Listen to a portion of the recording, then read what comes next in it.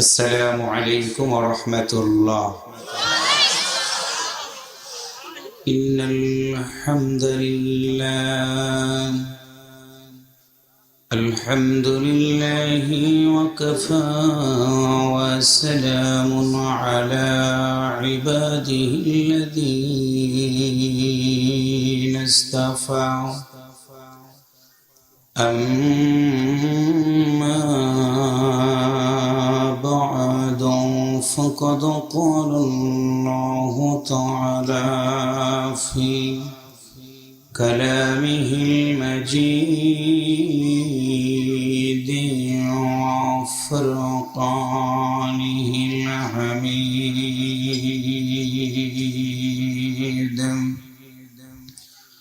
أعوذ بالله من الشيطان الرجيم.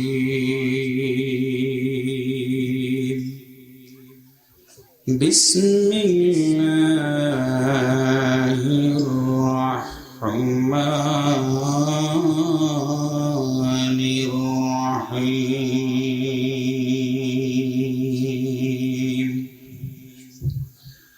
تبارك الذي نزل الفرقان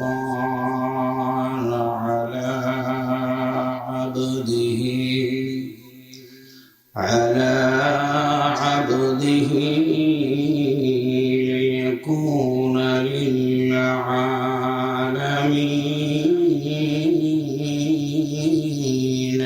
نذيرا.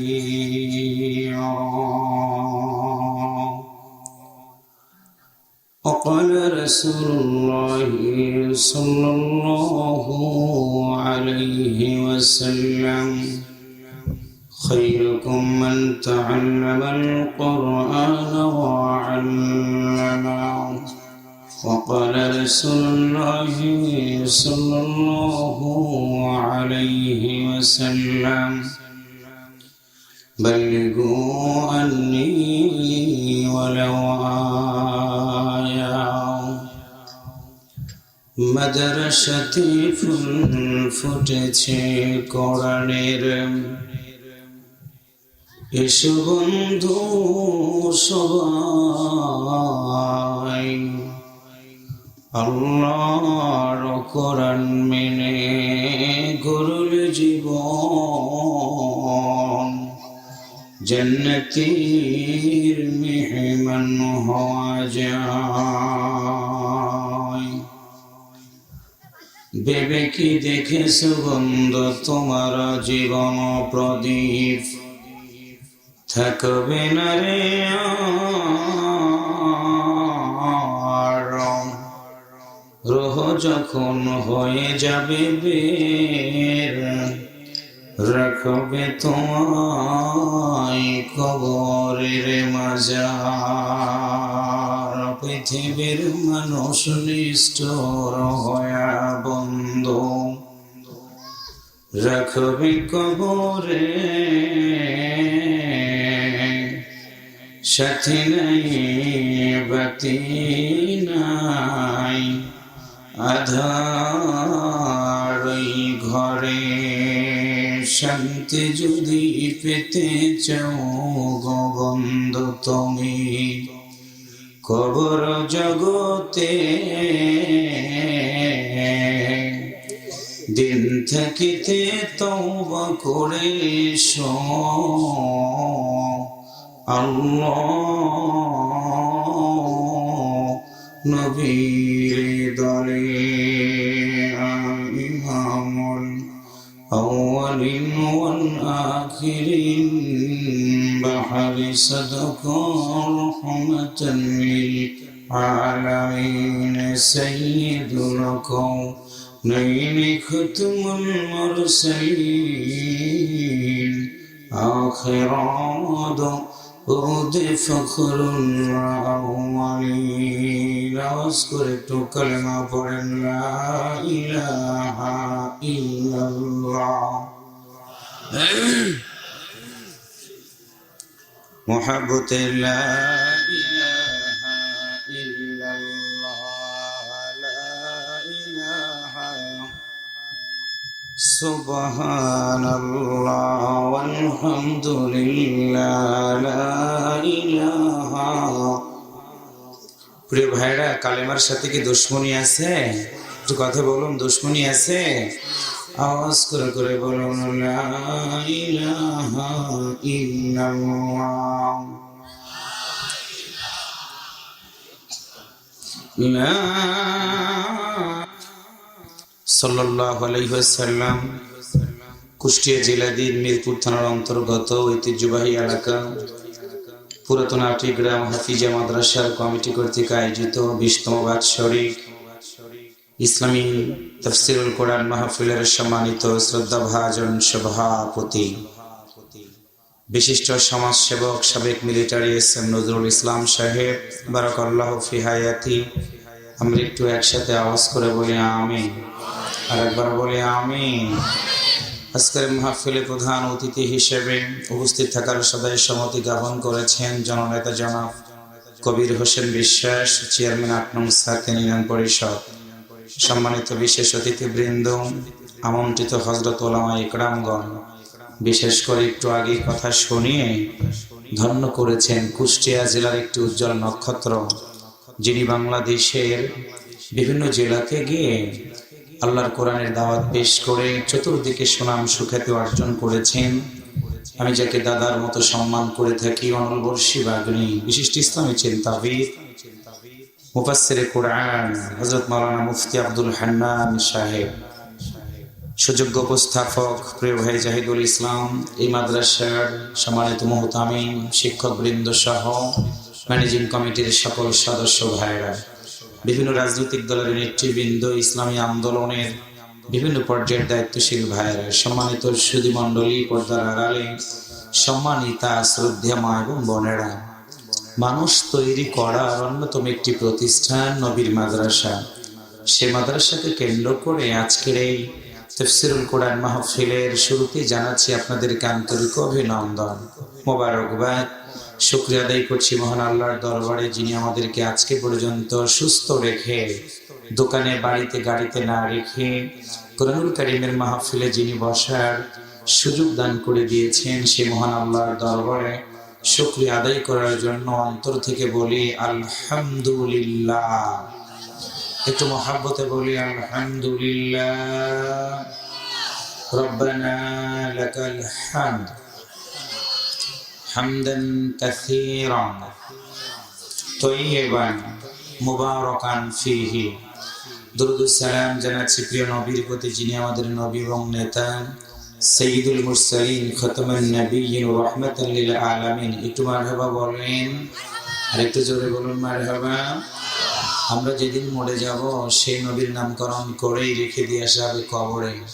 আজকের এই মাহফিল থেকে সে রাসূলকে জানাই দুরূদ ও সালাম। সবাই অন্তর থেকে বলি সাল্লাল্লাহু আলাইহি ওয়াসাল্লাম। প্রিয় দিনী ভাই সব, কেমন আছেন আপনারা? আর শুনে মনে হচ্ছে তাবারক লাগবে। জাহিদ ভাই, তাবারক তো মনে হয় নাই? আরে তাহলে আপনাদের খুব কি কষ্ট হবে?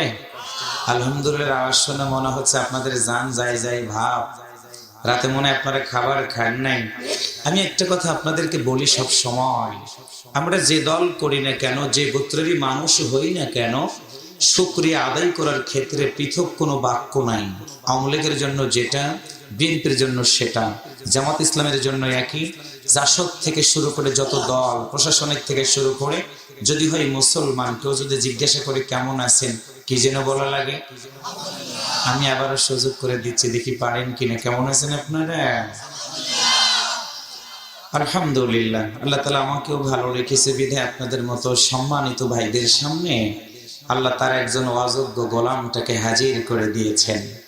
শুরুতেই ধন্যবাদ জানাচ্ছি মিরপুর থানার পুলিশ ভাইদেরকে, যারা অনুমতি দিলেন, রাজনৈতিক দলের ভাইরা সহযোগিতা করলেন, আর আপনারা যারা একজাক মানুষ এত সুন্দর একটি পরিবেশে বসে আছেন, আপনাদের সবাইকে আন্তরিক ধন্যবাদ জানিয়ে আল্লাহর কোরআন থেকে আমি যদি কিছু কথা বলি, টার্গেট থাকবে আমার ব্যক্তি জীবন আমল করার। আপনারা যারা শুনবেন তাদেরও টার্গেট থাকবে আমল করার, বক্তার চেহারা দেখা, কণ্ঠ যাচাই করা। এতটুকু যদি টার্গেট থাকে তাহলে আপনাদের ওয়াজ শোনার সার্থকতা হবে না। আমরা যেটা বলবো, যেটা শুনবো, আল্লাহ যেন আমাদের সবাইকে আমল করার তৌফিক দান করেন। সবাই একটু একসাথে আওয়াজ করে বলুন আমিন। যেহেতু 20তম বার্ষিকী তাফসীরুল কোরআন মাহফিল, এটা একটি হাফিজিয়া মাদ্রাসা। এই মাদ্রাসাকে কেন্দ্র করে কোরআনুল কারীমের আমি একটি গুরুত্বপূর্ণ সূরা ফুরকান থেকে একটি আয়াত তেলাওয়াত করেছি। সূরা ফুরকান নাজিল হয়েছিল বিশ্বনবী সাল্লাল্লাহু আলাইহি ওয়াসাল্লামের মাক্কি জিন্দেগিতে। মোটা আয়াত সংখ্যা 77, উপসংখ্যা 6। সেখানকার আমি প্রথম নাম্বার একটা আয়াত তেলাওয়াত করেছি। 1 নাম্বার আয়াত। কেন? সেটা হলো আমরা সবাই 1 নাম্বার হতে চাই। মারহাবা কইতে ইচ্ছে করে না? ক্লাসের ছাত্র যদি রোল হয় 1, তাকে ছাত্ররাও ভালোবাসে, ওস্তাদও ভালোবাসে, কমিটির লোকেরাও ভালোবাসে, বাবা মাও ভালোবাসে। 1 ছাত্র যদি আমরা হতে পারি, আজকের এই মাহফিলে বসে আমরা সবাই কোরআনের ছাত্র, কোরআন শুনবো, ইমানটাকে পাকা বানাবো, জীবন প্রদীপ নিভে যাবে। আল্লাহ যদি বলে তুমি 1 নাম্বার ইমানদার ছিলে, যাও, আমি আল্লাহ তোমার জন্য সুসংবাদ দিয়ে দিলাম।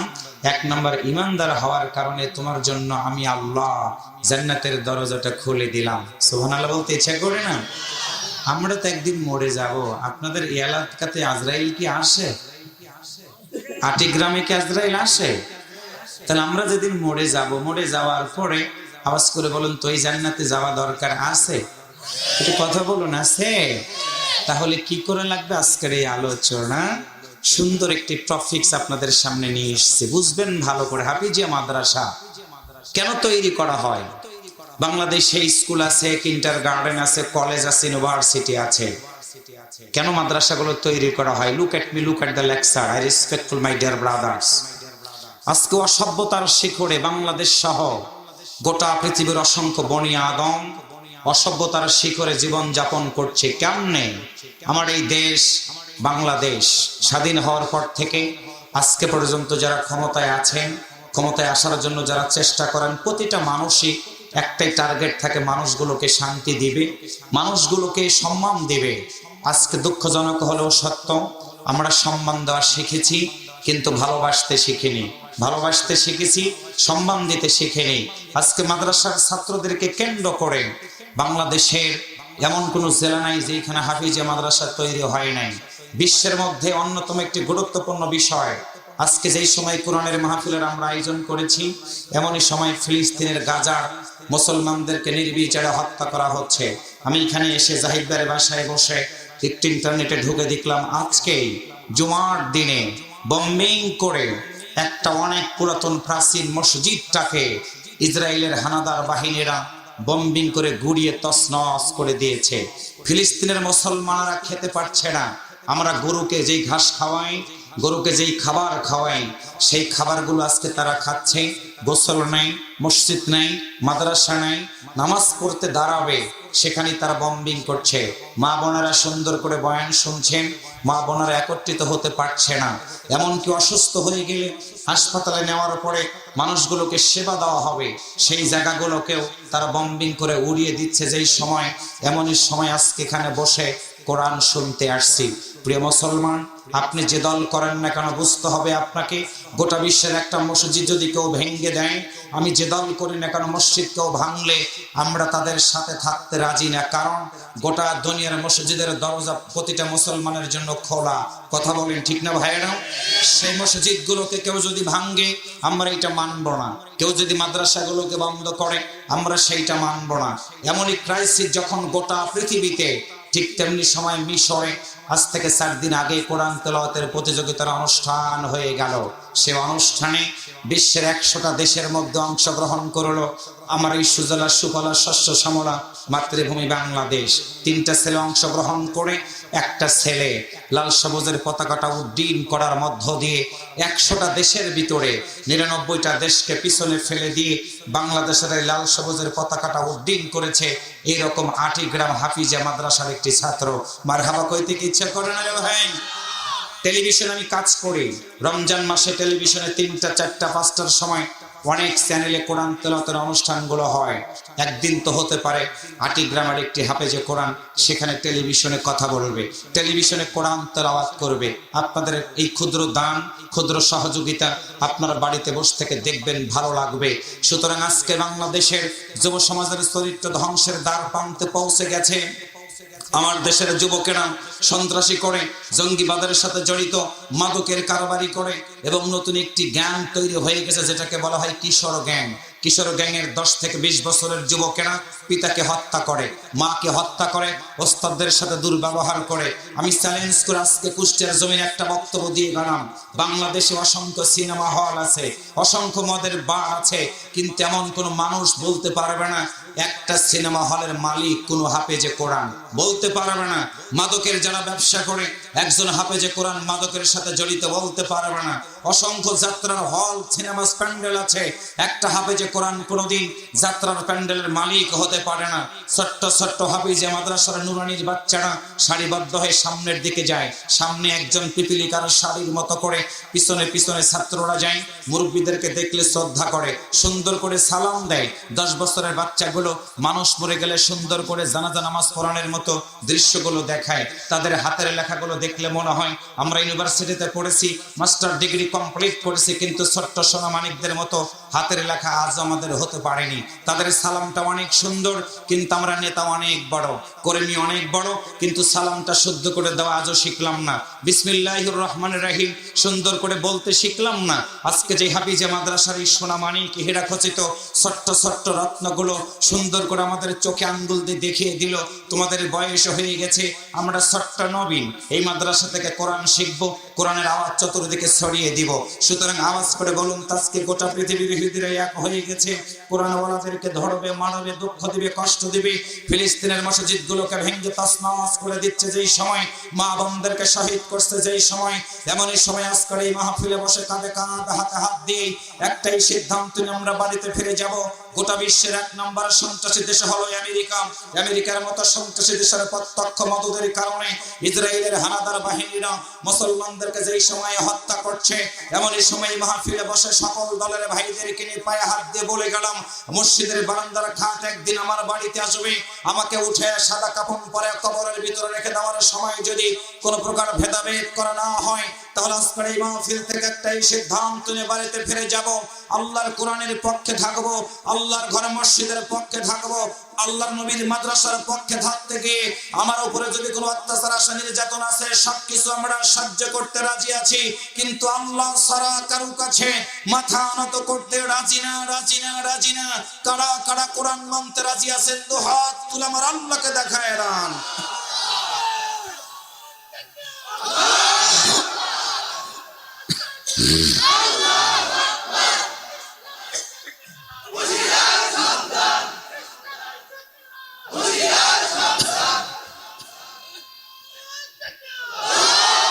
হাত নামান। এই যে আমরা একটু 2টা হাত দেখায় আল্লাহকে বললাম আল্লাহু আকবার, আল্লাহ মহান।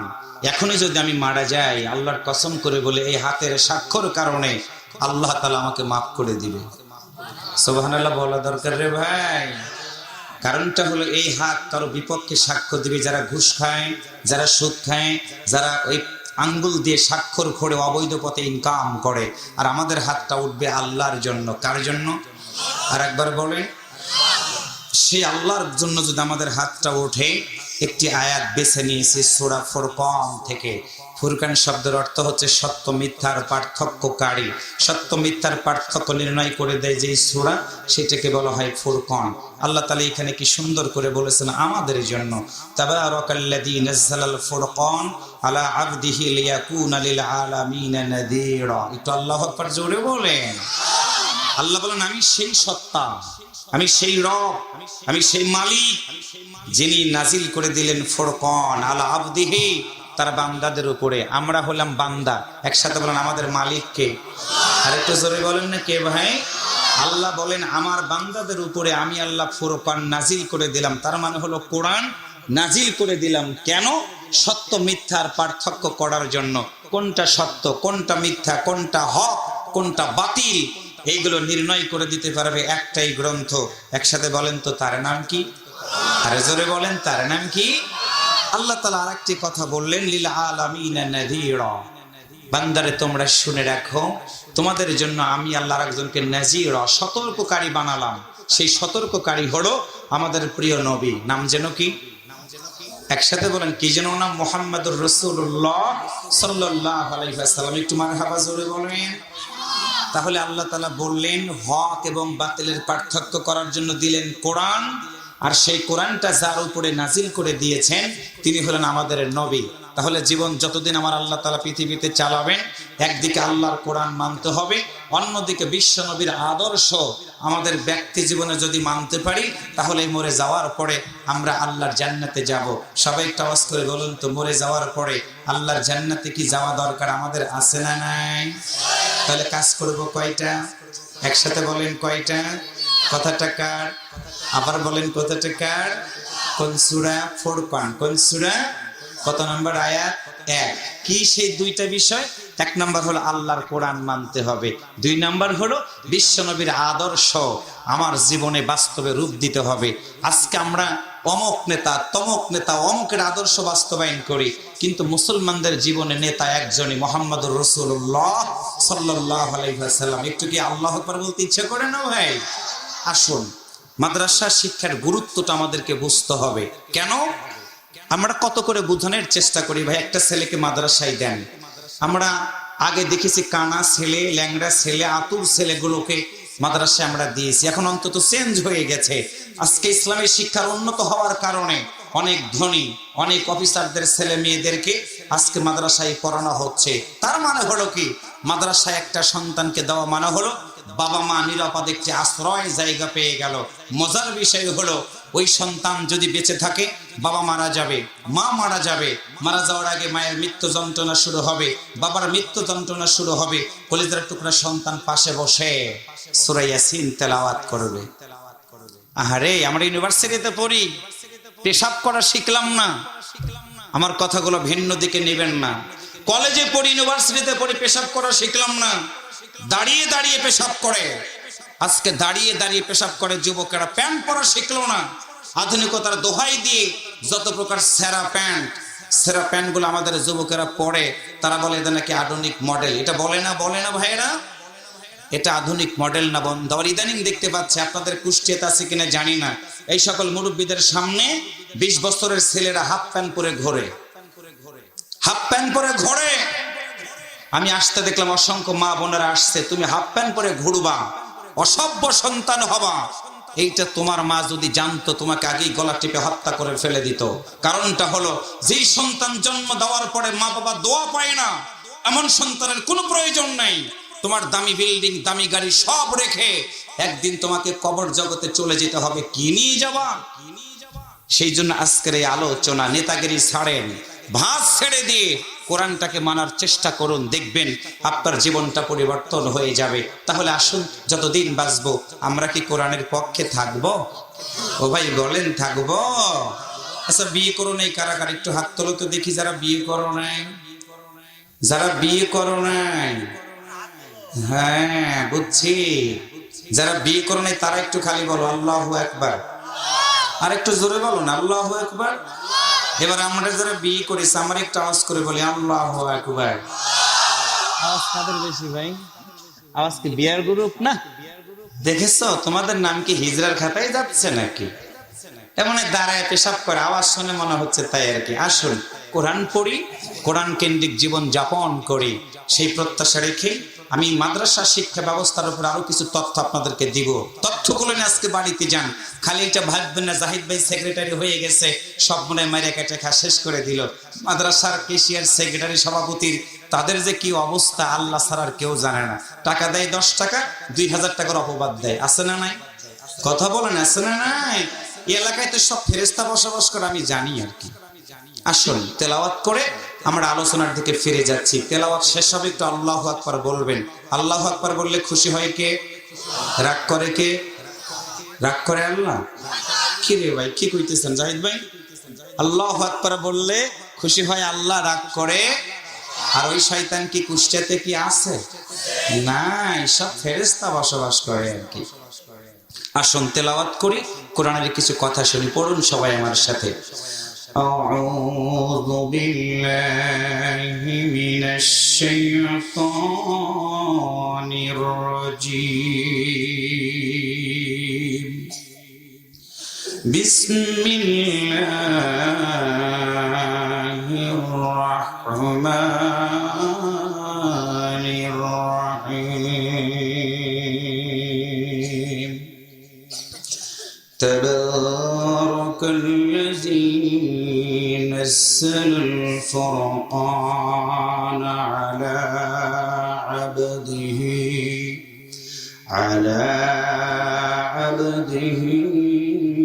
ليكون للعالمين نذيرا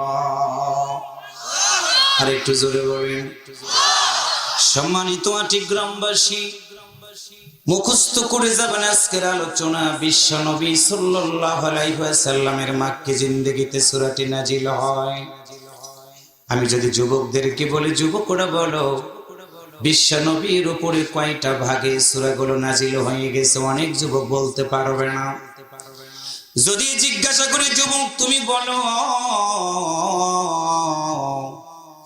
আল্লাহর নবী পৃথিবীতে কত খ্রিস্টাব্দে আগমন করেছিলেন আমরা অনেকেই জানি না। তথ্যগুলো নিয়ে যাওয়া আজ থেকে ১৫০০ বছর আগে ওই যুগটাকে বলা হতো আইয়ামে জাহিলিয়াতের যুগ। মানুষগুলো কন্যা সন্তানগুলোকে জীবন্ত গলা টিপে হত্যা করে ফেলে দিত। অন্যায় করতো তারা, ডাকাতি করতো তারা, রাহাজানি করতো তারা, খুন খারাপি করতো তারা। এমন একটি জাহিলিয়াতের মানুষগুলোকে হেদায়েতের পথ দেখানোর জন্য আমার আল্লাহ তাআলা তার কুদরতি পার্লামেন্টে সিদ্ধান্ত নিয়ে ৫৭০ খ্রিস্টাব্দে আমিনার গর্ভের মাধ্যম দিয়ে আমার আল্লাহ তাআলা বিশ্ব নবীকে পৃথিবীতে পাঠিয়ে দিয়ে দিলেন। মারহাবা, জোরে বলেন। এক নম্বর তথ্য হলো বিশ্ব নবী পৃথিবীতে আগমন করেছেন ৫৭০ খ্রিস্টাব্দে। ২ নাম্বার হলো ২৫ বছর বয়সে আল্লাহর নবী বিবাহ বন্ধনে আবদ্ধ হলেন। ৪০ বছরের একজন মহিলা, নাম হলো তার খাদিজা রাদিয়াল্লাহু তাআলা আনহা, হিলফুল ফুজুল নামে একটা সংগঠন তৈরি করে যুবকদেরকে হাতছানি দিয়ে ডাক দিলেন, ফিরে এসো তোমরা, সন্ত্রাসী করবা না, জঙ্গিপানা করবা না, মাদকের সাথে জড়িত থাকবা না, দুর্নীতি করবা না, রাহাজানি করবা না। আল্লাহর নবী ডাক দিলেন, কিন্তু 100% সফল হলেন না।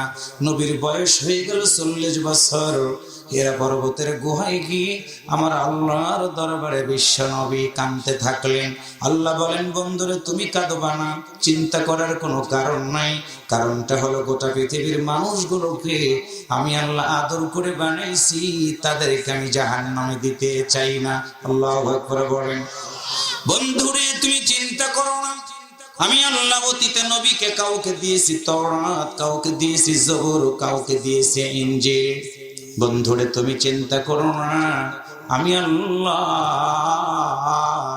তোমার মতো মানুষটার উপরে, তোমার মতো আমার বন্ধুর উপরে এমন একটা গ্রন্থ নাজিল করে দিব, যেই গ্রন্থটার মাধ্যম দিয়ে তুমি অতীতের সকল নবীর কথাগুলো তুমি জানতে পারবা।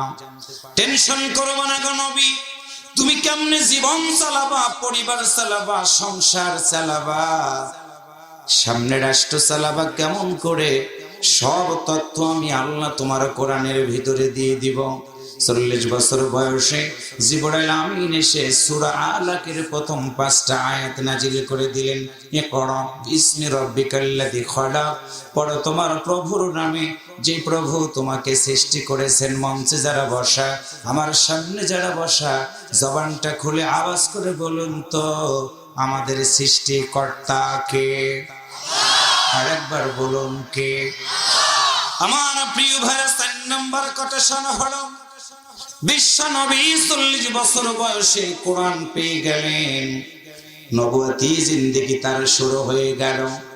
১৩ বছর মক্কার জমিনে এই কোরআনের দাওয়াত দিতে থাকলেন। মক্কার মানুষগুলো অনেক বড় নিষ্ঠুরের মতো ব্যবহার করেছেন নবীর সাথে। আল্লাহর নবী কোরআনের দাওয়াত দেওয়ার কারণে মক্কার মানুষগুলো বিশ্ব নবীর দিকে চোখ তুলে তুলে তাকিয়েছে। আল্লাহর নবীর গায়ের সাথে গামছাটা লাগায়া আল্লাহর নবীকে দুই দিক থেকে টেনে টেনে রাস্তার উপরে ফেলে দিয়েছে। একটাই হলো কারণ আল্লাহর নবী মানুষগুলোকে হেদায়েতের পথে ডাক দিয়েছে। সুবহানাল্লাহ, জোরে বলেন। আজকে নবী নাই আল উলামা ওয়ারাসাতুল আম্বিয়া, ওই নবীর ওয়ারিসরাও মানুষদেরকে যখন আল্লাহর দিকে আহ্বান করে কি বলে?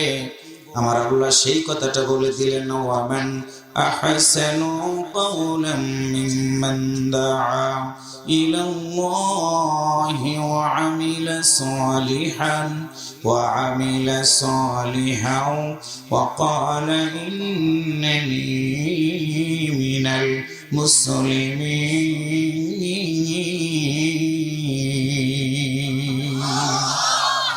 আল্লাহ বলেন, রাসূল বলে দাও, ওই ব্যক্তির কথার শেয়ার কার কথা উত্তম হবে, কার কথা সুন্দর হবে? যে ব্যক্তি মানুষদেরকে আল্লাহর কথা আহ্বান করে। আটি গ্রামের মায়েরা, আটি গ্রামের বোনেরা, আটি গ্রামের মুরব্বীরা বুঝবেন ভালো করে। আপনার সন্তানটা আজকে যাত্রায় যায় নাই, মেলায় যায় নাই, দোকানেও বসে আড্ডা মারে নাই। আপনার সন্তান এই মাহফিলের জন্য এসে কোরআনের কথাগুলো শুনতেছে, কোরআনের পক্ষে থাকার জন্য সিদ্ধান্ত নিয়েছে। এবার একটু জবান খুলে বলুন তো, এই মাহফিলটা কি সত্যিকার অর্থে কি ভালো কাজ না খারাপ কাজ? আরেকবার বলেন। নিঃসন্দেহে ভালো কাজ। এই ভালো কাজ যারা করবে, আমার আল্লাহ তাদের মর্যাদাটা সুন্দর করে বাড়াই দিয়ে দিলেন। কোরআনুল কারীম সূরা আল ইমরান আয়াত নম্বর 110 আল্লাহ সুন্দর করে বলে দিলেন, কোরআন মানবে যারা, কোরআনের পক্ষে থাকবে যারা, তারা শুধু মানুষ থাকবে না, আমি আল্লাহ তাদেরকে উত্তম মানুষে পরিণত করে দিব। আল্লাহ বলেন, কুনতুম খায়রা উম্মাতিন উখরিজাত লিন-নাস তা'মুরুনা বিল মা'রুফ ওয়া তানহাউনা আনিল মুনকার ওয়া তু'মিনুনা বিল্লাহ।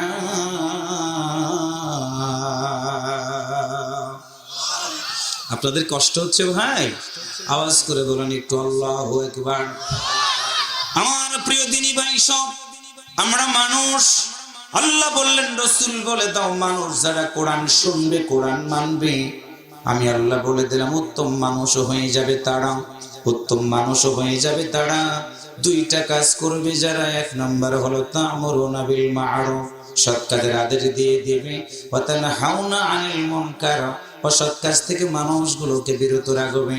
তু'মিনুনা বিল্লাহ, যতদিন বাঁচবে তারা আল্লাহর পথে ঈমান রাখবে। একটু আওয়াজ করে বলুন তো, আমাদের ঈমান আছে না নাই?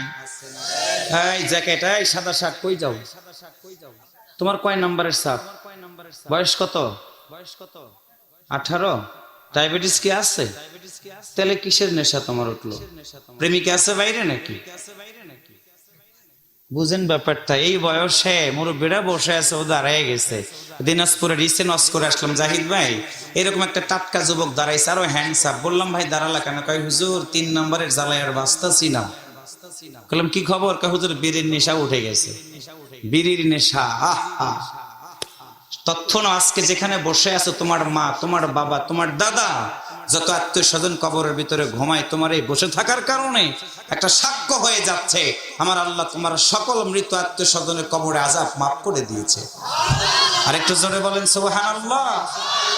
আজকে তোমাদের কষ্ট হবে হয়তো বা কোরআনের কথা শুনতে, তথ্য নাও, সেদিন মরে যাবা, এই জীবন থাকবে না, এই যৌবন থাকবে না, এই অঙ্গ প্রত্যঙ্গ গুলো থাকবে না। চেহারার জন্য আমরা মেকআপ করি, ক্রিম লাগাই, সুনু পাউডার সব লাগাই, কিন্তু মাটির ভিতরে রাখার সময় কিচ্ছু দিবে না রে ভাই। বিল্ডিং বাড়ি থাকবে, তোমার সন্তান তোমার পাশে দাঁড়াবে, সাথী হবে না। যে বিবির সাথে দাম্পত্য জীবন চালাও, সেই বিবি তোমার কবরের ভিতরে যাবা না, কে নিয়ে যাবা? তথ্যগুলো না, ওয়াজটা শোনো, জীবনটা পরিবর্তন হয়ে যাবে। কারণটা হলো, ঈমান এবং আমল না যদি কবরের ভিতরে যেতে পারো, কারো লাগবে না। তোমার ঈমান এবং আমলের খাতিরে আমার আল্লাহ তাআলা তোমার কবরে আযাব মাফ করে দিবে। আর একটু জোরে বলেন সুবহানাল্লাহ। আমি আর কথাই বলবো আধা ঘন্টা, তাও যদি 2-1 দাঁড়ান, কষ্ট হবে আমার। আপনারা আমার সম্পর্কে জানেন কতটুকু সময় কথা বলি। আপনারা কি দাঁড়াবেন 2-1? একটু কষ্ট যদি হয় এত বড় আয়োজন, একটু যদি হক আমি আদায় না করি গুনাহগার হয়ে যাব। আপনারা এসে যদি কিছু শিখতেই না পারেন তাহলে আপনাদের কষ্ট হবে, শ্রম বৃথায় পরিণত হবে। আজকে আমাদের সন্তানরা আমাদের জন্য দোয়া করে না, বিশ্বাস করেন? আপনি কেমন বাবা, মাহফিলে বসে আছেন, চোখ বুজে যাচ্ছে, আপনার চোখ বন্ধ হয়ে যাচ্ছে। এই যে পাশে আজকে আধুনিক যুগ হওয়ার কারণে প্রতিটা মোড়ে মোড়ে চাষটল, ওই চাষটল মানেই হলো একটা করে টেলিভিশন, আছে না ভাই? ওই টেলিভিশনের সামনে আপনার মতো মুরব্বী, দাড়ি পেকে গেছে, চুল পেকে গেছে যুবকেরাও চাষটলে বসে, মুরব্বীরাও বসে 5 টাকা দিয়ে চা কাপ কিনে 5 টাকা দিয়ে ওই চা ধরে বাম হাতে, আর ডান হাত দিয়ে বিড়ি খায়, 1 ঘন্টা ফ্রি সিনেমা দেখে। আজকে আমার দেশের যুবকদের সাথে আমাদের মতো মুরব্বীরা আছে না নাই? কি ভাবতেছেন আপনি? আপনাদের সময়ে এরকম চাষটল ছিল না, সিনেমা হল ছিল না। আজকে সিনেমা হল রাস্তায় রাস্তায় করে দিয়েছে, সেখানে আপনি গিয়ে বসে চা খান, আপনার ঘুম ধরে না, এক দৃষ্টিতে তাকায় তাকায় সিনেমা দেখেন। সিনেমা দেখলে মানে খুব সওয়াব না? খুব সওয়াব। লজ্জা করা উচিত আমাদের। মাহফিলে বসে এসে আপনাদের চোখ বন্ধ হয়ে গেছে। হাদিস শুনুন, যেই চোখ কোরআনের দিকে তাকায় থাকে সেই চোখ আমার আল্লাহ জাহান্নামের আগুন দিয়ে পোড়াবে না। আর একটু জোরে বলেন সুবহানাল্লাহ। রুহুটা বের হয়ে গেলে এই পাশেই কবরস্থান আপনাদেরকে রেখে দিয়ে আসবে, আত্মা বইরা ঘুমাবেন, কেউ ডাক দিবে না। কিন্তু আজকের এই আমলটা যদি আপনার জন্য কবুল হয়, এই আমলের খাতিরে আল্লাহ তাআলা আপনাকে মাফ করে দিয়ে জান্নাত দিয়ে দিবে। আর যদি ঘুমান, কি শুনলেন কি বুঝলেন, আপনার আসার না যাওয়া একই কথা হয়ে গেল। মানুষের একটু হুঁশ থাকা উচিত। আজকে আপনার মা কবরে, বাবা কবরে, একটু দোয়া করলে সমস্যাটা কোথায়? আপনি এমন 4টা সন্তান জন্ম দিয়েছেন, 4টা সন্তান আপনার সম্মত বাপ মরে গেলে খাট কাঁধে নিবে, এই সন্তান আপনার অনেক পরিবারই হয় না।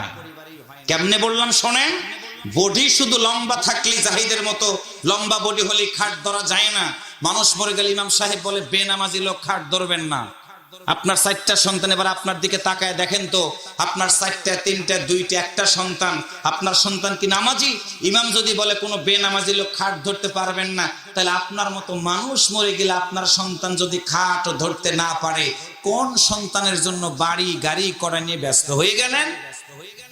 ভাই, আজকের ওয়াজটা শুনে আপনার সন্তান যদি নামাজি হয়, এটা আপনার লাভ। আজকের ওয়াজ শুনে আপনার সন্তান যদি আপনাকে ভালোবাসতে শেখে, কোরআন পড়া শেখে, আপনার লাভ। আজকে যুবক তোমাদেরকে বলি, তুমি আজকে বিয়ে করো না, এক সময় বিয়ে করলে তোমারও সন্তানাদি হবে, তুমি একদিন বাবা হবা। বাবা না হওয়া পর্যন্ত বাবার মর্যাদা বুঝবা না। বোনেরা, মা না হওয়া পর্যন্ত মায়ের অধিকার আপনারা বুঝবেন। একটা মা যে কত কষ্ট করে সন্তানদেরকে ভালোবাসে, আমরা সন্তানেরা বুঝি না। আওয়াজ করে বলেন কথা ঠিক কি? আশ্চর্যের ব্যাপার। মনে রাখবেন একটা তথ্য ভালো করে শুনুন, টাকা আছে, বন্ধু আছে, স্বার্থ আছে, আত্মীয় আছে। স্বার্থ নাই, আত্মীয় নাই। বন্ধুর কাছ থেকে টাকা নেবেন, টাকা দিবেন না, বন্ধুত্ব নষ্ট হয়ে যাবে। আপনার মতো বন্ধুর কাছ থেকে চা খাবে, বিড়ি খাবে, সিগারেট খাবে, আপনাকে ভালোবাসবে। যেদিন থেকে আপনি তাকে চা খাওয়াবেন না, আপনাকে বলবে তুই ফকিন্নির সওয়াল। কিন্তু মায়ের সাথে দুর্ব্যবহার করেছেন, বাবার সাথে দুর্ব্যবহার করেছেন, কিচ্ছু দেন নাই, শুধু মা বলে ডাক দিবেন, দেখবেন আপনার মায়ের চোখ ভিজে ভিজে পানিগুলো গড়ায় গড়ায় পড়ে। তিনি মা, তিনি বাবা। আজকে আমাদের যুবকেরা এই কোরআন না মানার কারণে সেই মায়ের গালে থাপ্পড় মারে, বাবার গালে থাপ্পড় মারে। আমার দেশের যুবকেরা, এই সমস্ত বেহায়া যুবকদের জন্য আজকে পরিষ্কার বক্তব্য, তুমি যত বড় যুবকই হও না কেন, মাকে ভালোবাসো না, বাবাকে ভালোবাসো না, তোমার মতো কুলঙ্গার সন্তান আল্লাহর দুনিয়াতে একটাও নাই। কারণটা হলো মায়ের গর্বের মাধ্যম দিয়ে আমরা পৃথিবীর মুখ দেখেছি। আহা, সেই মা অসুস্থ, তুমি একটা কমলা নিয়ে যেতে পারো না, বন্ধুর জন্য ব্যস্ত হয়ে যাও। তোমার আপন লোককে আগে খুঁজতে শেখো, আপন লোককে ভাবতে শেখো। তোমার মা কবরে যাবে, তুমি তো দোয়া করবা। কি দোয়া? রব্বির হামহুমা কামা রাব্বায়ানি সগীরা। এই দোয়ার একটা দলিল নিয়ে যান। কোন সন্তান যদি এই দোয়াটা বলতে পারে, আল্লাহ তাআলা বলেন সঙ্গে সঙ্গে তার পিতামাতার কবরে আযাব আমি আল্লাহ মাফ করে দিই। আর একটু একসাথে জোরে বলেন সুবহানাল্লাহ। যুবক, তোমাকে পায়ে ধরে বলি, আমি আসতে দেখেছি অনেক মা ছোট্ট বাচ্চাদেরকে সাথে না মাহফিল শুনতে আসছে। সেই মায়ের সাথে তুমি বেয়াদবি করতে পারবা না, পারবা না, কারণ তুমি কোরআনের মাহফিলে বসে আছো। একটু আল্লাহু আকবার জোরে বলেন। সম্মানিত দিনী ভাইরা, লম্বা করব না, বুঝবেন ভালো করে। আমার আল্লাহ সুন্দর করে বলেন, তাবারাকাল্লাযী নাযালাল ফুরকানা আলা আবদিহি, আমি মহান আল্লাহ আমার বান্দাদের জন্য একটা সুন্দর গ্রন্থ নাজিল করে দিলাম, সেটা হলো ফুরকান। সত্য মিথ্যার পার্থক্যকারী, কোনটা হক কোনটা বাতিল, কোনটা দিন কোনটা আলো, এইটা বোঝার জন্য আমি আল্লাহ কোরআনটা দিয়ে দিলাম। এখন আপনারা যারা সামনে বসে আছেন, যদি হাত তুলতে বলি, বলেন তো কারা কারা কোরআন পড়তে জানেন? অনেকের হাত কিন্তু ডুবে না। আমরা কেমিস্ট্রি পড়ি, ফিজিক্স পড়ি, বায়োলজি পড়ি, ম্যাথ পড়ি, কিন্তু আফসোস করে আমরা জানি কোরআনের সাথে আমাদের অনেক মানুষের এই সম্পর্ক নাই। আল্লাহর বান্দারা হৃদয় দিয়ে কথাগুলো শুনবেন। আল্লাহর নবীর সামনে একটা ছোট্ট বাচ্চা এসে রাসূলকে সালাম দিয়ে বলল, হুজুর আপনি তো বলেছেন মানুষগুলোর কাছে ভালো কাজের দাওয়াত দিতে হবে, হকের দিকে মানুষগুলোকে ডাক দিতে হবে, মিথ্যা কথা যারা বলে তাদের কাছে গিয়ে সত্যের দাওয়াত আমাকে দিতে হবে গো নবী। আল্লাহ রাসূল বললেন, বালক তোমার নামটা কি? আল্লাহর নবীর সাহাবী বললেন, হুজুর আমার নাম হলো আব্দুল্লাহ ইবনে মাসউদ। হুজুর আমি ইসলাম ধর্ম গ্রহণ করেছি, কালেমা পড়েছি, আমার একটা হলো টার্গেট, আপনার মতো নবীর সাথে আমি জান্নাতের ভিতরে থাকতে চাই। একটু সুবহানাল্লাহ জোরে বলেন। আল্লাহ রাসূল বলেন, আব্দুল্লাহ ইবনে মাসউদ শুনে নাও, তুমি যদি মানুষের কাছে গিয়ে কোরআনের দাওয়াত দাও, তুমি কি জানো কোরআন বিরোধী লোকেরা তোমাকে ধরবে, কোরআন বিরোধী লোকেরা তোমাকে মারবে, সুযোগ যদি পায় কোরআন বিরোধী লোকেরা তোমার মতো ছোট্ট যুবকটাকে পৃথিবী থেকে বিদায় করে দিয়ে দিবে। আব্দুল্লাহ ইবনে মাসউদ বলেন, ইয়া রাসূলুল্লাহ সাল্লাল্লাহু আলাইহি ওয়াসাল্লাম, হুজুর আপনি তো বলেছেন কোরআনের জন্য যারা জীবন দিয়ে দিবে তারা হয়ে যাবে শহীদ। আপনি বলেছেন গো নবী, শুনে নেন, কোরআনের জন্য যারা জীবন দিয়ে দিবে তারা হয়ে যাবে শহীদ, আর শহীদেরা মরতে দেরি হবে, আমার আল্লাহ তাআলা তাদেরকে জান্নাত দিতে দেরি করবে না। হুজুর আমি যুবক মানুষ, এক সময় যৌবনে পদার্পণ করব, এরপরে নাই বৃদ্ধ হওয়ার পরে পৃথিবী থেকে বিদায় হয়ে যাব। হুজুর আমি আপনার কাছে একটাই নিবেদন করি, আল্লাহর জন্য কোরআনের জন্য জীবনটা আমি যদি দিয়ে দিতে পারি গো নবী, জান্নাতের ভিতরে আপনার মতো নবীর সাথে আমি থাকতে পারবো। আটি গ্রামের যুবকেরা শুনে নাও, তোমার বয়স আজকে 20 বছর হয়ে গেছে, 25 বছর হয়ে গেছে, 30 বছর হয়ে গেছে, তুমি বিড়ি খাও, তুমি সিগারেট খাও, তুমি মদ খাও, তুমি গাঁজা খাও, তোমার বাবাকে তুমি সালাম দাও না, তুমি মসজিদে গিয়ে নামাজ পড়ো না, তুমি বড়দেরকে শ্রদ্ধা করো না, ছোটদেরকে তুমি স্নেহ করো না, কেমন যুবক তুমি? তুমি জান্নাতে যাবা কোনো গ্যারান্টি নাই, আমি জান্নাতে যাব গ্যারান্টি নাই, কিন্তু নবীরা, নবীর ওয়ারিসেরা, নবীর সাহাবীরা 100% জান্নাতি জান্নাতি জান্নাতি। একটু আল্লাহু আকবার জোরে বলেন। আব্দুল্লাহ ইবনে মাসউদ দাঁড়ায় গেল। আল্লাহ রাসূল বলেন, আব্দুল্লাহ ইবনে মাসউদ বলো, কোরআনের দাওয়াত দিতে গিয়ে তোমার যদি হাত কাটা যায় তুমি কি কষ্ট পাবা না? আব্দুল্লাহ ইবনে মাসউদ ডাক দিয়ে বলে, হুজুর হাতটা আমি আল্লাহর দরবারে সাক্ষ্য হিসেবে দাঁড় করে দিব, আমার যদি পা কাটা যায় গো নবী, আমার পাটা আল্লাহর দরবারে আমি সাক্ষ্য হয়ে দাঁড় করায় দিব। রাসূল বলেন, আব্দুল্লাহ ইবনে মাসউদ রে, তুমি যদি সত্যিকার আমার সাথে জান্নাতে থাকতে চাও, সিদ্ধান্ত নাও, কোরআনের দাওয়াত দেওয়ার জন্য তুমি বাইতুল্লাহর ভিতরে গিয়ে কোরআন তেলাওয়াত করবা। আল্লাহর নবীর ছোট্ট সাহাবী একটা দৌড় দিয়ে বাইতুল্লাহর দিকে যায়, আবার নবীর দিকে তাকায়। বিশ্ব নবী বললেন, আব্দুল্লাহ ইবনে মাসউদ বাইতুল্লাহর দিকে যাও, আবার কেন তুমি আমার দিকে তাকাও, তুমি কি বলবা না? আব্দুল্লাহ ইবনে মাসউদ বলেন, ইয়া রাসূলুল্লাহ সাল্লাল্লাহু আলাইহি ওয়াসাল্লাম, আমি আপনাকে আমার জীবনের চেয়ে অনেক বেশি ভালোবাসি গো নবী, আমি আপনার দিকে তাকাইতেছি একটা কারণ, সেটা হলো আমার পেটে যখন কোনো খাবার থাকতো না, কোনো কাজ যখন থাকতো না, ক্ষুধার যন্ত্রণায় আমি ছটফট করতাম গো নবী। আমি সংবাদ জানতাম বিশ্ব নবী কোথায় আছে, সাহাবীরা বলতো বিশ্ব নবী অমুক জায়গাতে আছে হুজুর, আমি আব্দুল্লাহ ইবনে মাসউদ একটা দৌড় দিয়ে আপনার মতো নবীর সামনে যখন দাঁড়াতাম, আপনার মতো নবীর সুন্দর চেহারাটা দেখে দেখে আমি আব্দুল্লাহ ইবনে মাসউদের পেটের ক্ষুধাগুলো নিবারণ হয়ে যেত গো নবী।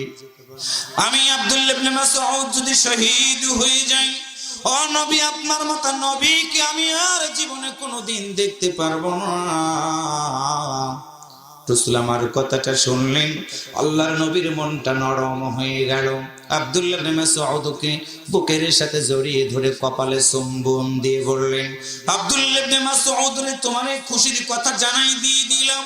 সত্য মিথ্যার পার্থক্যকারী কোরআনের দাওয়াত দিতে গিয়ে তুমি যদি মারা যাও, আব্দুল্লাহ ইবনে মাসউদ রে, তুমি শুনে রাখো, আমি নবী যেই জান্নাতের ভিতরে থাকবো, হক এবং বাতিলের পার্থক্য করতে গিয়ে তোমার যদি জীবন চলে যায়, সুসংবাদ তোমার দিয়ে দিলাম, আমি একই সাথে আমার সাথে তুমিও জান্নাতের ভিতরে থাকবা।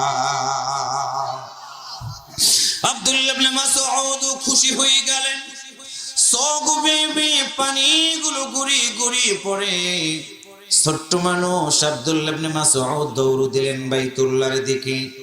বাইতুল্লাহর ভিতরে বসা ছিল আবু জেহেল, বসা ছিল উতবা, বসা ছিল সাইবারা, তারা মিটিং করতেছে। আল্লাহর নবীর ছোট্ট সাহাবী আব্দুল্লাহ ইবনে মাসউদ একটা দৌড় দিয়ে বাইতুল্লাহর ভিতরে ঢুকে মেহরাবে আজকে জুমার দিনে খুতবা দেওয়া হয়, ওই মেম্বারের উপরে দাঁড়ায়া আব্দুল্লাহ ইবনে মাসউদ সুন্দর করে সূরা আর রহমান তেলাওয়াত করা শুরু করে দিয়েছে। সূরা আর রহমান তেলাওয়াত করা আব্দুল্লাহ ইবনে মাসউদ তেলাওয়াতের আওয়াজ পেয়ে আবু জাহেল ডাকতে বলে, কে বাইতুল্লাহর ভিতরে কোরআন তেলাওয়াত করে? উতবা ডাকতে বলে, নেতা। এইটা তো আব্দুল্লাহ ইবনে মাসউদ, ছোট্ট মানুষ, এত বড় সাহস কি করে হয়ে গেল তার? আমাদের সামনে কোরআন তেলাওয়াত করেন। আবু জাহেল বলল, যাও ছোট্ট বাচ্চাটাকে ধরে নিয়ে এসো আমার সামনে। আবু জাহেল অর্ডার দেওয়া মাত্র উতবা সাহেবরা মিলা মসজিদের মেম্বার থেকে আব্দুল্লাহ ইবনে মাসউদকে থাপড়াইতে থাপড়াইতে আবু জাহেলের কাজ পর্যন্ত নিয়ে আসলো। ছোট্ট মানুষ সইতে পারে না, বড় মানুষ এত জোরে জোরে আঘাত করে, একটা করে আঘাত করে। আব্দুল্লাহ ইবনে মাসউদের সেইখানে শরীরের দাগ হয়ে যায়। আবু জাহেল বলল, আব্দুল্লাহ ইবনে মাসউদ, তোমাকে বলে দিলাম, আজকে থেকে সিদ্ধান্ত নাও, তুমি কোরআনের দাওয়াত দিতে পারবে না।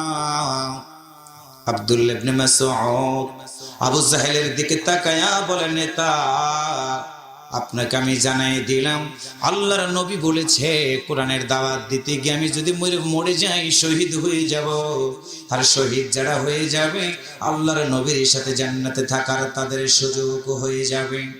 আবু জাহেল, তোমার আমি জানাই দিয়ে দিলাম, তোমার দলের লোকেরা আমারে মারে, দুঃখ দেয়, কষ্ট দেয়।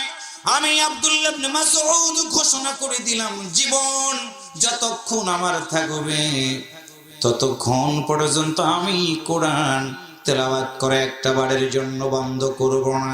আল্লাহু আকবার, জোরে বলেন।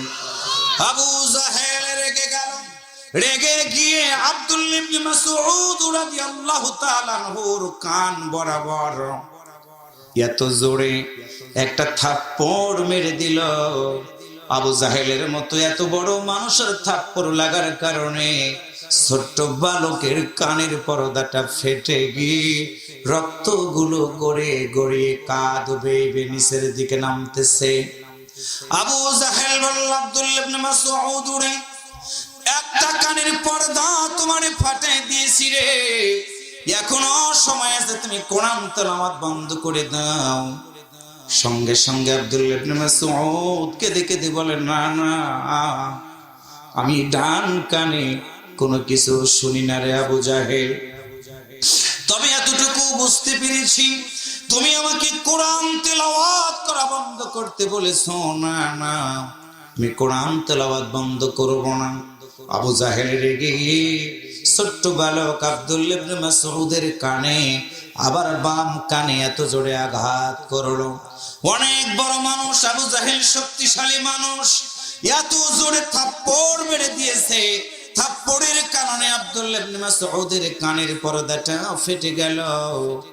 দুইটা কান বেয়ে বেয়ে রক্তগুলো গড়িয়ে গড়িয়ে গোটা বডিটা লাল হয়ে যাচ্ছে ছোট্ট বালকের। আবু জাহেল বলল, আব্দুল্লাহ ইবনে মাসউদ, তোমাকে সতর্ক করে দিলাম, বলো আর কোনদিন আমার সামনে কোরআন তেলাওয়াত করবা না। ছোট্ট বালক ডাকতে বলে, আবু জাহেল শোনো, তোমার কথা আমি বুঝতে পারি না, তবে এতটুকু তোমারে জানাই দিয়ে দিলাম, আমি যতদিন বাঁচব আল্লাহর জমিনে কোরআন তেলাওয়াত করা কোনোদিনের জন্য আমি বন্ধ করব না। আল্লাহু আকবার বলেন, আর একটু জোরে বলেন।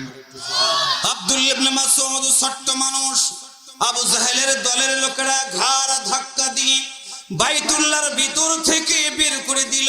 গোটা বডিতে রক্ত আর রক্ত মাখা শরীর নিয়া আল্লাহর নবীর সামনে দাঁড়ায় গেল ছোট্ট বালক। নবীর দিকে তাকায়া ফেল ফেল করে তাকায়ছে আব্দুল্লাহ ইবনে মাসউদ। বিশ্বনবী ঘর থেকে বের হলেন, তাকায় দেখে আব্দুল্লাহ ইবনে মাসউদের গোটা বডিতে রক্ত আর রক্ত। বিশ্বনবী আমার কাছে এসে ছোট্ট বালকের কপালে চুম্বন দিয়ে বললেন, বলো তোমার কি হয়েছে, তোমার বডিতে এত কেন রক্ত? ছোট্ট বালক শুধু এতটুকু বলি, রাসূলুল্লাহ, নবী গো, আমি আপনার কথা একটাও কানে শুনি না, কারণ হলো আবু জাহেল থাপ্পড় দিয়ে আমার কানের দুইটা পর্দা ফাটাইয়া দিয়েছে। আল্লাহর নবী সইতে পারলেন না, ছোট্ট বালকটাকে বুকের সাথে জড়িয়ে ধরে আল্লাহর নবী কপালে চুমু দিলেন। যখন এমন সময় জিবরাইল আমিন এসে আল্লাহর নবীর সামনে দাঁড়ায়া গেল। আল্লাহর নবীর দিকে দাঁড়ায়া জিবরাইল আমিন রাসূলকে সালাম দিয়ে বলি, রাসূলুল্লাহ সাল্লাল্লাহু আলাইহি ওয়াসাল্লাম, আবু জাহেল আঘাত করার কারণে আব্দুল্লাহ ইবনে মাসউদের কানের পর্দাটা ফেটে গেছে। গো নবী, আপনি অনেক কষ্ট পাইতেছেন আমি জানি, কিন্তু আমি জিবরাইল অনেক খুশি হয়ে গেছি। আল্লাহ রাসূল বললেন, জিবরাইল যে আমার সাথীর কানের পর্দা ফাটা, আরে তুমি খুশি হয়ে গেল, কারণটা কি? জিবরাইল আমিন নবীর দিকে তাকায় বলি, ইয়া রাসূলুল্লাহ, অপেক্ষা করেন, বদরের যুদ্ধ সংগঠিত যখন হয়ে যাবে, এই আবু জাহেলের মতো মানুষটাকে আব্দুল্লাহ ইবনে মাসউদের মতো ছোট্ট ছোট্ট বালকেরা পৃথিবী থেকে বিদায় করে দিয়ে দিবে। আল্লাহু আকবার জোরে বলেন। বিশ্বনবীর মাক্কি জিন্দেগি শুরু হয়ে গেল, বদরের যুদ্ধের তামামা বেজে গেল। আল্লাহর নবী সাহাবীদের ডাক দিয়া বললেন, সাহাবীরা রে, কোরআনের দাওয়াত দিতে গিয়ে আমার সাহাবীরা শহীদ হয়ে গেছে, কারো হাত কেটে গেছে, কারো পা কেটে গেছে। আজকে কাফিরদের সাথে প্রকাশ্যে যুদ্ধ সংগঠিত হয়ে যাবে বদরের ময়দানে। কারা কারা যাবা বদরের ময়দানে? তোমরা কারা কারা যাবা?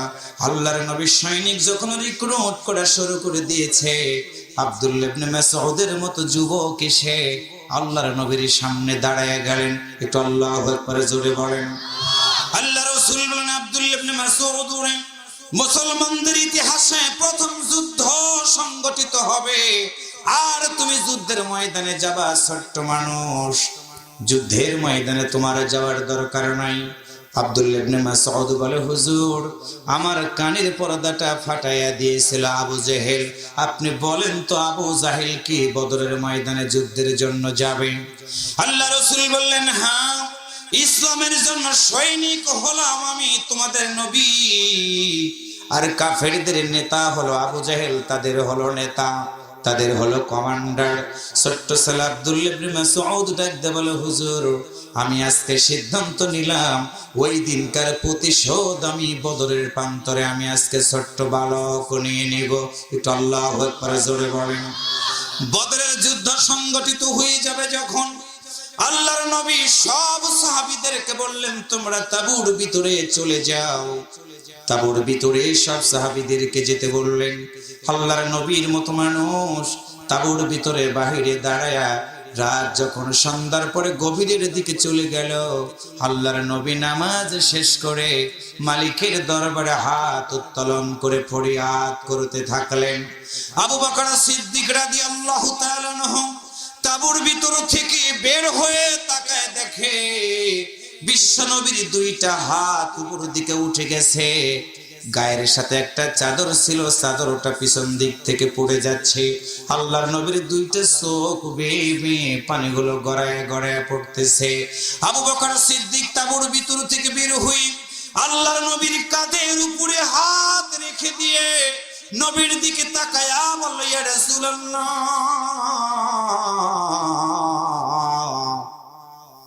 সাল্লাল্লাহু আলাইহি ওয়াসাল্লাম, হুজুর আপনি যদি এইভাবে কাঁদেন আপনার সাহাবীরা তো সবাই দুর্বল হয়ে যাবে। আল্লাহ রাসূল বললেন, সাহাবীরে শুনে নাও, আমি আল্লাহর কাছে সাহায্য কামনা করতেছি, আল্লাহ তাআলা যেন বিজয় দান করে দেয়। আটি গ্রামের ভাইরা, তোমাদেরকে জানাই দিয়ে দিলাম, চোখের পানির মাধ্যম দিয়ে আমার আল্লাহ তাআলা মুসলমানদের বিজয় দান করে দিয়েছেন। আল্লাহর নবী হাত উঠালেন, আল্লাহর পক্ষ থেকে সান্ত্বনা হয়ে গেল, নবী তুমি হাত নামাও, হাত নামাও। বদরের যুদ্ধে মুসলমানদেরকে বিজয় দেওয়ার জন্য আমি আল্লাহ আসমান থেকে দলে দলে ফেরেশতা নাজিল করে দিব। সুবহানাল্লাহ, জোরে বলেন। আল্লাহর নবী হাত তুলে কাঁদতেছেন। আবু বকর সিদ্দিক বিশ্ব নবীর পাশে দাঁড়ায়া চোখের পানি ছেড়ে দিয়ে দিয়ে কাঁদেন। আল্লাহ রাসূল বললেন, আবু বকর তুমি জানো না 313 জন সাহাবী তৈরি করতে আমি নবীর বড় কষ্ট হয়েছে রে আবু বকর। এই 313 জন সাহাবী যদি বদর ময়দানে শহীদ হয়ে যায়, তুমি বলো কাদেরকে নিয়ে আমি নবী কোরআনের দাওয়াত দিব, তুমি কি আমারে বলবা না? আল্লাহর নবী জান্নাতি মানুষ, আবু বকর জান্নাতি মানুষ, চোখের পানি ছেড়ে দিয়ে কাঁদে তারা, কাঁদে তারা। বদরের যুদ্ধের দামামা বেজে গেল, কাফেরদের পক্ষ থেকে আক্রমণ শুরু হয়ে গেল। মুসলমানেরা বদরের ময়দানে অংশগ্রহণ করা শুরু করে দিল। আবু জাহেল তরবারি নিয়ে ঘোড়ার পৃষ্ঠে ওঠে মুসলমানদেরকে আক্রমণ করার জন্য সিদ্ধান্ত নিল। যখন এমন সময় মাওয়াজ এবং মুআব্বিজ দুইটো মাসুম বাচ্চা, আমার প্রিয় ভাইয়েরা, আল্লাহর নবীর একজন সাহাবীকে ডাক দিয়ে বলেন তো আবু জাহেল কোনটা, তাকে তো আমি কোনোদিন চিনি না। আল্লাহর নবীর সাহাবী বলল, ওই যে দেখো ঘোড়ার উপরে একজন মানুষ বসা, নাঙ্গা তরবারি তার হাতে, ওইটাই হলো আবু জাহেল। আমার প্রিয় ভাইরা, মাওয়াজ এবং মুআব্বিজ দুইটা ভাই, ছোট্ট মানুষ, তরবারি নিয়ে দৌড়ায়, তরবারি নিয়ে দৌড়ায়। আবু জাহেল দুইটা মাসুম বাচ্চাটাকে আঘাত করার জন্য তরবারি চালায়, কৌশল করে বেঁচে যায় তারা। এক পর্যায়ে মাওয়াজ এবং মুআব্বিজ আবু জাহেলের মতো বড় কাফেরের ঘোড়ার পায়ে আঘাত করে দিয়ে দেয়। একটু আল্লাহু আকবার জোরে বলেন, আর একটু জোরে বলেন। ঘোড়ার পায়ে আঘাত করা মাত্র ঘোড়াটা জমিনের উপরে পড়ে গেল। এমন সময় মাওয়াজ এবং মুআব্বিজ দুইটা ভাই চিৎকার করে বলে, আবু জাহেল রে, তুই নাকি আমার নবীকে মারবি, তুই নাকি আল্লাহর নবীকে শহীদ করে দিবি রে। আজকে সুযোগ এসে গেছে, আল্লাহর দরবারে সাহায্য কামনা করে মাওয়াজ একটা দৌড় দিয়ে আবু জাহেলের ঘাড় বরাবর আঘাত করে দিয়েছে। আবু জাহেলের হাতে আঘাত করেছে, হাত কেটে গেছে, পায়ে আঘাত করেছে, পা কেটে গেছে। এমন সময় আবু জাহেলের সন্তান তাকায় দেখে ছোট্ট দুইটা বালক এসে তার পিতাকে হত্যা করে। এমন সময় আবু জাহেলের সন্তান এসে তরবারি দিয়া আল্লাহর নবীর ছোট্ট সাহাবী মাওয়াজের তরবারি যুক্ত হাতের উপরে আঘাত করে দিয়ে দিলেন। হাত কেটে ঝুলে পড়তে থাকলো, তরবারি দিয়ে উঠাবে পারে না। আল্লাহর নবীর সাহাবী আবু জাহেলকে হত্যা করে ফেলবে, বারবার হাত ডিস্টার্ব করে। এমনই সময় কাটা হাত পায়ের নিচে ফেলে একটা ঝাংটা টান দিয়া পায়ের হাত থেকে, বটির হাত থেকে হাতটাকে ঝাংটা টান দিয়া হাতটাকে আলাদা করে ফেলে দিলেন। হাতটা জমিনের উপরে লাফাইতেছিল যখন মাওয়াজ ডাকতে বলে, হাত রে, আল্লাহর দরবারে সাক্ষ্য দিবি আবু জাহেলকে মারার জন্য আমি আমার হাতটা পর্যন্ত উৎসর্গ করে দিয়েছি। এমন সময় দেখা গেল বাম হাতটা দিয়া তরবারি দিয়ে আঘাত করে আবু জাহেলের মতো কাফের শয়তানটাকে দুনিয়া থেকে বিদায় করে দিলেন দুইজন বালক মানুষ। এটা আল্লাহু আকবার জোরে বলেন। আমার প্রিয় দিনী ভাই, সব এমনই সময় আব্দুল্লাহ ইবনে মাসউদ আবু জাহেলের সামনে সে দাঁড়ায় গেল। তাকায় দেখে আবু জাহেল পড়ে আছে। আব্দুল্লাহ ইবনে মাসউদের তখন সেই সরের কথা মনে হয়ে গেছে। আব্দুল্লাহ ইবনে মাসউদ তাকায় দেখে আবু জাহেল তখনও মরে যায় নাই, তখনও গ্যাংরাইতেছে, মরে যায় নাই। আব্দুল্লাহ ইবনে মাসউদ আল্লাহু আকবার বলে নবীর দিকে তাকায়া ডাক দিয়া বলে, ইয়া রাসূলুল্লাহ, নবী গো, এই আবু জাহেল আমার কানে থাপ্পড় দিয়ে পর্দাটা ফাটাই দিয়েছিল গো নবী। আজকে আমার সামনে আবু জাহেল পড়ে আছে, এখনো মারা যায় নাই, আমার হাতে তরবারি আছে গো নবী, আমি আজকে প্রতিশোধ গ্রহণ করব। এমন সময় আব্দুল্লাহ ইবনে মাসউদ তার হাতের তরবারি দিয়ে আবু জাহেলের কল্লা বরাবর এত জোরে আঘাত করে দিল, আবু জাহেলের মতো অনেক বড় মানুষের বডি থেকে কল্লাটা আলাদা হয়ে গেল। আল্লাহু আকবার জোরে বলেন। যুদ্ধের দামামা শেষ হয়ে গেল।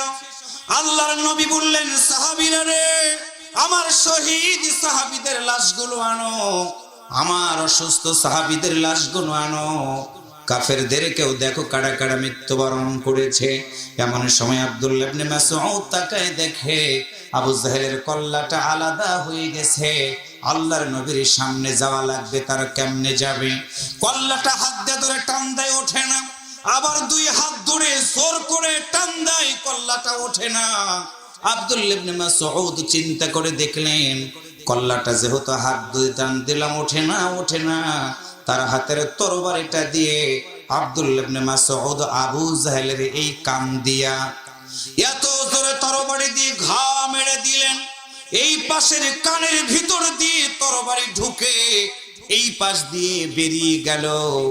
ছোট্ট সাহাবী আব্দুল্লাহ ইবনে মাসউদ দুই পাশে দুইটা হাত দিয়ে ধরে আবু জাহেলের মতো কাফেরটার কল্লাটা নিয়ে আল্লাহর নবীর সামনে যখন হাজির হয়ে গেলেন, এটা আল্লাহু আকবার জোরে বলেন। আল্লাহ রাসূল তখন খুশি হয়ে গেল। এমন সময় জিবরাইল আমিন এসে আল্লাহর নবীকে ডাক দিয়ে বলে, ইয়া রাসূলুল্লাহ, আপনাকে আজকে খুশির সংবাদ জানিয়ে দিব। কারণ হলো যে আব্দুল্লাহ ইবনে মাসউদের কানের পর্দাটা আবু জাহেলের মতো একজন কাফের ফাটায় দিয়েছিল, আজকে সেই আবু জাহেলের মতো মানুষটার কল্লাটা আপনার সেই ছোট্ট সাহাবী আব্দুল্লাহ ইবনে মাসউদ তরবারি দিয়ে এক পাশ দিয়ে তরবারি ঢুকায় আর এক পাশ দিয়ে বের করে আপনার সামনে হাজির করে দিয়েছে।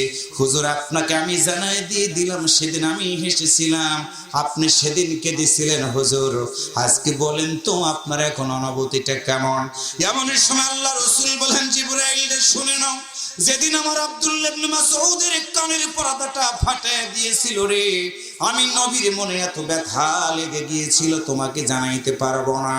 কিন্তু আজকে আমার আব্দুল্লাহ ইবনে মাসউদ ছোট্ট সাহাবী হওয়ার পরেও আবু জাহেলের মতো কাফেরের কল্লাটা কাটার কারণে আমি এত খুশি হয়েছি, আজকে সেই খুশিটা তোমার কাছে আজকে বলতে পারবো না। আল্লাহর বান্দারা, তাহলে বুঝতে হবে আমাদেরকে, বয়সে ছোট হোক যদি হয় কোরআনওয়ালা, বয়সে তরুণ হোক সে যদি হয় আল্লাহওয়ালা, বয়সে তরুণ হোক সে যদি হয় ইসলামওয়ালা, আমার আল্লাহ ইচ্ছা করলে ছোট্ট বালকের মাধ্যম দিয়ে ইসলামের বিজয়টা দান করে দিতে পারে।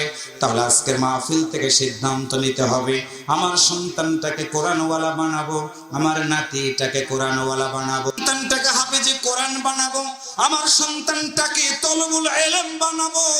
কারণ হলো আমি যেদিন মারা যাব আমার সন্তান যেন আমার জানাজা নামাজের ইমামতি করতে পারে। আমি যেদিন মারা যাব আমার সন্তান যেন আমাকে গোসল করতে পারে। একটু আল্লাহু আকবার জোরে বলেন। আমি যেদিন মারা যাব আমার সন্তান যেন আমার কবরের পাশে দাঁড়ায়া হাত উঠায়া চোখের পানি ছেড়ে দিয়ে যেন কাঁদতে পারে। আল্লাহর কসম করে বলি রে ভাই, প্রতিটা মা বাবার একটা নেক সন্তান যদি পিতামাতার জন্য দোয়া করে, ওই দোয়া আমার আল্লাহ তাআলা কখনো ফেরত দেয় না। আমার আল্লাহ ডাকতে বলে, বান্দা কেঁদো না, কেঁদো না, তুমি তোমার মায়ের জন্য বাবার জন্য চোখের পানি ছেড়ে দিয়ে কেঁদে দিয়েছো, যাও যাও, তোমার চোখের পানির খাতিরে আমি আল্লাহ আজকে তোমার মা বাবার কবরের আযাব মাফ করে দিয়ে দিলাম। ভুলবো না, ভোলা যায় নাকি বীর শহীদানের স্মৃতি। মারহাবা বলেন, আরেকটু জোরে বলেন না ভাই। ভুলবো না, ভোলা যায় নাকি বীর শহীদানের স্মৃতি।